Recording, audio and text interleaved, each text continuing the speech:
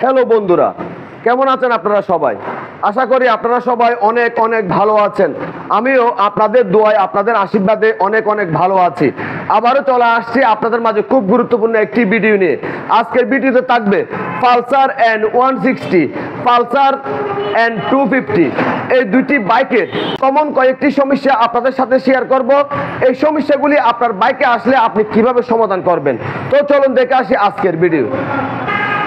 সর্বপ্রথম এই বাইকটির খুব গুরুত্বপূর্ণ একটা জিনিস আপনাদের সাথে শেয়ার করব। সেটি হচ্ছে বাইক রাইড করার সময় ডানে বামে সাইড টানে। সেক্ষেত্রে আপনি কি করবেন?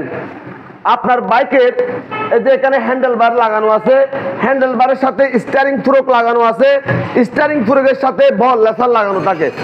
এই বল লেসার যখন বল লেসারের মধ্যে দেওয়া গিরিশগুলি যখন শুকায় যাবে, বল লেসারে যখন মরিচা চলে আসবে, তখন আপনার বাইকটি ডানে বামে সাইড টানবে।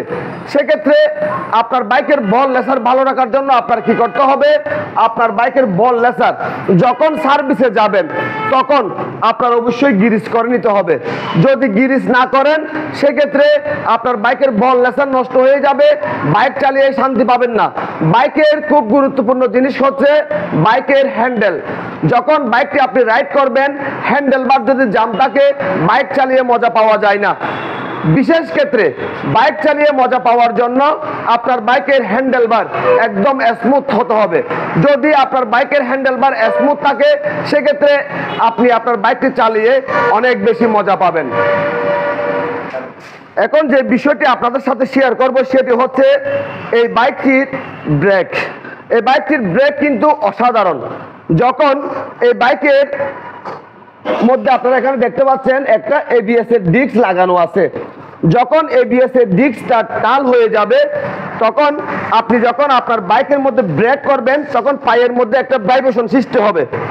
এই ভাইব্রেশন যখন আপনার পায়ের মধ্যে যখন আপনি অনুভব করবেন তখন আপনার কি করতে হবে? এবিএস এর ডিস্কটা আপনার চেক করতে হবে। এবিএস এর ডিস্ক যদি টাল থাকে সেক্ষেত্রে আপনার বাইকের মধ্যে ভালো ব্রেক হবে না, এবং যখন আপনি বাইক রাইড করার সময় ব্রেক করবেন তখন আপনার পায়ের মধ্যে আপনি ভাইব্রেশন অনুভব করবেন। একই সিস্টেমে সামনের ব্রেকে যদি আপনার হাতের মধ্যে যদি ভাইব্রেশন করে সেক্ষেত্রেও আপনি কি করবেন? এবিএস এর ডিস্কটা চেক করবেন। সেক্ষেত্রে আপনার বাইকের মধ্যে ভালো ব্রেক হবে এবং আপনার পায়ে অথবা হাতের মধ্যে আর ভাইব্রেশন করবে না। এখন যে বিষয়টি আপনাদের সাথে শেয়ার করব সেটি হচ্ছে হঠাৎ করে আপনার বাইকটি স্টার্ট হচ্ছে না, সেলফের কোনো সারা শব্দ নেই। সেক্ষেত্রে আপনি বাইকটি কিভাবে স্টার্ট করবেন? আপনি সেক্ষেত্রে বাইকটি স্টার্ট করার জন্য বাইকটি আপনার ঠেলা দিতে হবে। ঠেলা দেওয়ার সাথে সাথে আপনার বাইকটি স্টার্ট হয়ে যাবে। স্টার্ট হয়ে যাওয়ার পর আপনি সোজা চলে যাবেন কোথায়? সার্ভিস সেন্টারে। সার্ভিস সেন্টারে যাওয়ার পর আপনার করণীয় কি? আপনি বলবেন আমার বাইকটি সেলফের কোনো সারা শব্দ নেই। সেক্ষেত্রে আপনার লাগবে ডিএনএফ টুলস।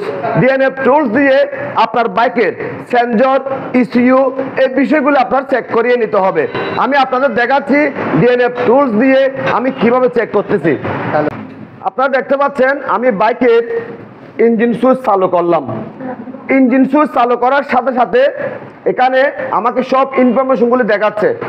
এবিএস এর সিগন্যাল দেখাচ্ছে, মাল ফাংশন লাইটটি দেখাচ্ছে এবং ইঞ্জিন অয়েলের লাইট দেখাচ্ছে, ব্যাটারি সিগন্যাল লাইটটি দেখাচ্ছে। গাড়িটি গিয়ারে আছে সেজন্য নিউট্রাল লাইটের সিগন্যালটি আমাকে দেখাচ্ছে না, গিয়ারে আছে সেজন্য। তো এখন আপনার বাইকটি যখন আপনি সেলফ করতেছেন, সেলফের কোনো সারা শব্দ নেই। এখন আপনি বাইকটি ঠেলা দিয়ে স্টার্ট করছেন। স্টার্ট করার পর দেখতেছেন মিটার বোর্ডের মধ্যে মাল ফাংশন লাইটটি জ্বলা আছে। মাল ফাংশন লাইটটি যখন জ্বলে থাকবে তখন ধরে নিতে হবে আপনার বাইকের সেন্সরের মধ্যে অথবা ইসিইউর মধ্যে কোনো একটা সমস্যা হয়েছে, অথবা আপনার বাইকের ব্যাটারির সমস্যা হয়েছে। সেক্ষেত্রে মিটার বোর্ডের মধ্যে আপনাকে মাল ফাংশন এই সিগন্যালটি দেখাবে। আপনারা দেখতে পাচ্ছেন আমি বাইকের মধ্যে ডিএনএফ টুলস ফিটিং করে নিলাম। তো ডিএনএফ টুলস ফিটিং করার সাথে সাথে এখানে আমার কি করতে হবে?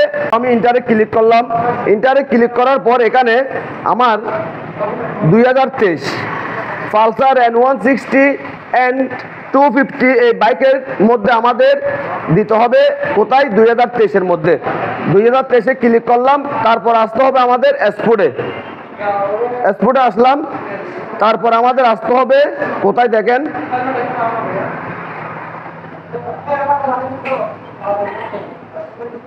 Pulsar N160 BD. তো আমি বিডিতে ক্লিক করলাম, এখানে লেখা আছে বস এবিএস, ইটিএল এবিএস, এলসিডি এবং ইএমএস। আমার আসতে হবে ইএমএস। ইএমএস এর মধ্যে আমি ক্লিক করব, ক্লিক আমার যেতে হবে রিড কোডে। বাইকটিতে সেন্সরের মধ্যে যদি কোনো সমস্যা থাকে সেক্ষেত্রে আমাকে রিড কোডের মধ্যে দেখাবে কোন সেন্সরের মধ্যে সমস্যা আছে। তো আমি রিড কোডে ইন্টার দিলাম, তো এখানে আমাকে দেখাচ্ছে কোনো কোড এখানে আমাকে দেখাচ্ছে না। তো সেক্ষেত্রে ধরে নেবেন বাইকের সেন্সরের কোনো সমস্যা নেই। যদি আপনার বাইকের সেন্সরের কোনো যদি সমস্যা থাকতো সেক্ষেত্রে আপনাকে এখানে অনেকগুলি কোড দেখাইতো বা এখানে লেখা আসতো, ধরেন টিম্যাপ সেন্সরের সমস্যা হলে এয়ার প্রেসার সেন্সর লোডিং এরকম লেখা আসতো, বা ব্যাটারির ভোল্টেজের সমস্যা থাকলে ব্যাটারির ভোল্টেজ লো এরকম লেখা আসতো, অথবা আপনার এবিএস এর সমস্যা থাকলে এবিএস এ ক্লিক করলে এবিএস এর সমস্যা দেখাবে। এই সমস্যাগুলি ডিএনএফ টুলস এর মধ্যে দেখাবে আপনাকে। যদি সেন্সর জাতীয় বা ইসিইউ যদি কোনো সমস্যা থাকে, যদি ইসিইউ সমস্যা থাকে সেক্ষেত্রে আপনাকে মাল্টিমিটারে দেখাবে ব্যাটারি ভোল্টেজ লো। ব্যাটারি ভোল্টেজ লো আপনি যখন ব্যাটারি ভোল্টেজ লো এই কোডটা আপনি ইরিজ করবেন। ইরিজ যখন করতে যাবেন তখন দেখা যাচ্ছে এখানে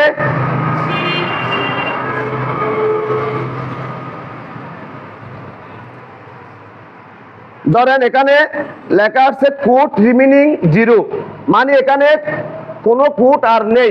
যদি ইসিইউ সমস্যা হয় ব্যাটারি ভোল্টেজ লেখাটি আসবে, আপনি যখন ইরিজ করবেন এখানে লেখা আসবে কোড রিমেইনিং 1 লেখা আসবে, এখানে 1 একটি লেখা থাকবে, এই জিরো থাকবে না যদি ইসিইউ সমস্যা হয়।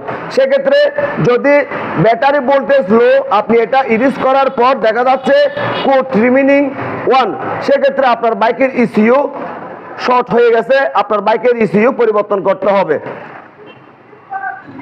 এই বাইকটিতে সেন্সরের কোনো সমস্যা থাকলে অথবা ইসিইউর কোনো সমস্যা থাকলে ডিএনএফ টুলস এর মাধ্যমে আপনি বুঝতে পারবেন সমস্যাটি কোন সেন্সরের মধ্যে আসছে, কি টিম্যাপ সেন্সরে আসছে, নাকি অক্সিজেন সেন্সরে আসছে, নাকি ইসিইউতে আসছে, নাকি ব্যাটারিতে আসছে। এই সমস্যাগুলি আপনাকে ডিএনএফ টুলস এর মধ্যে দেখাবে। এখানে কথা হচ্ছে যদি আপনার বাইকের ফুয়েল পাম্প নষ্ট হয়ে গেছে, এই বিষয়টা আপনাকে ডিএনএফ টুলসে দেখাবে না, কারণ ফুয়েল পাম্প কোনো সেন্সর নয়। ফুয়েল পাম্প যদি সেন্সর হতো সেক্ষেত্রে ডিএনএফ টুলসে দেখাতো। ফুয়েল পাম্প সেন্সর না হওয়ায় এখন ফুয়েল পাম্প নষ্ট হয়ে গেছে, আপনি এই বিষয়টা কিভাবে বুঝবেন? আপনার বাইকটির ফুয়েল পাম্প যদি নষ্ট হয়ে যায় সেক্ষেত্রে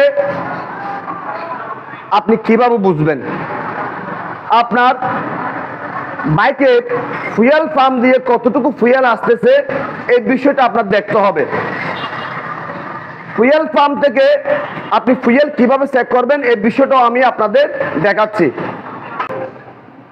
ফুয়েল ট্যাঙ্কের মধ্যে ফুয়েল পাম্প লাগানো আছে, আমাদের কি করতে হবে? ফুয়েল চেক করার জন্য ফুয়েল পাম্প থেকে ইনজেক্টরের পাইপটি আমাদের খুলে ফেলতে হবে। আপনারা দেখতে পাচ্ছেন আমরা ইনজেক্টরের পাইপটি খুলে ফেললাম এবং এক্সট্রা একটা তেলের পাইপ আমরা ফুয়েল পাম্পের সাথে সংযোগ করলাম এবং আমরা চেক করে দেখব কতটুকু ফুয়েল পাম্প থেকে সাপ্লাই করতেছে, সেই বিষয়টা আমরা এখন দেখব। ইঞ্জিন সুইচ চালু কর। ইঞ্জিন সুইচ চালু করার সাথে সাথে ফুয়েল পাম্প থেকে ফুয়েল সাপ্লাই শুরু হয়ে গেছে। তো আমরা এখন দেখব কতটুকু ফুয়েল পাম্প থেকে সাপ্লাই করছে।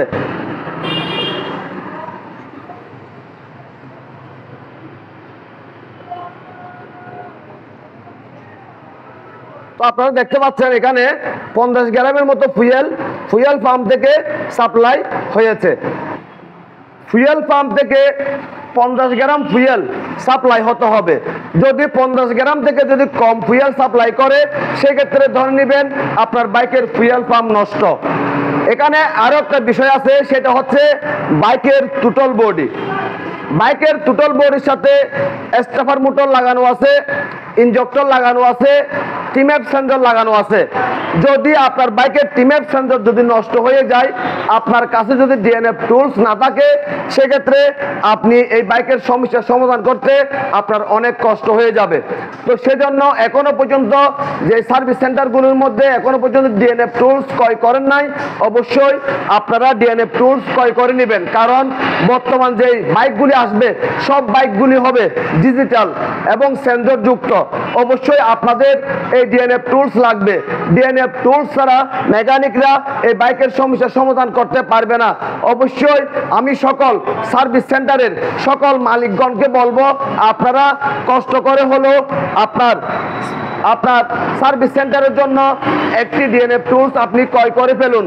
না হয় এই বাইক নিয়ে আপনার মেকানিকদের অনেক সমস্যায় পড়তে হবে। কারণ কোন সেন্সরের কোন সমস্যা আসছে এই বিষয়টা হাতে খুঁজে বের করতে পারবে না। এটা খুঁজে বের করার জন্য লাগবে ডিএনএফ টুলস। তো সেজন্য আপনারা ডিএনএফ টুলসটি ক্রয় করে ফেলুন উত্তরা মোটরস থেকে।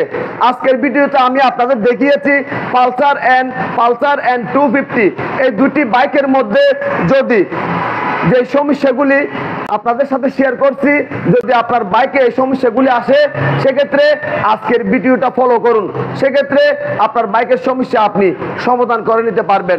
আপনাদের যদি আমার আজকের ভিডিও যদি ভালো লেগে থাকে, লাইক করবেন, কমেন্ট করবেন এবং বেশি বেশি করে শেয়ার করবেন। আর আমাদের ছোট্ট পরিবারটি সামনের দিকে এগিয়ে যাওয়ার জন্য সুযোগ করে দিবেন। সবাইকে অনেক অনেক ধন্যবাদ জানিয়ে আজকের মতো বিদায় নিলাম।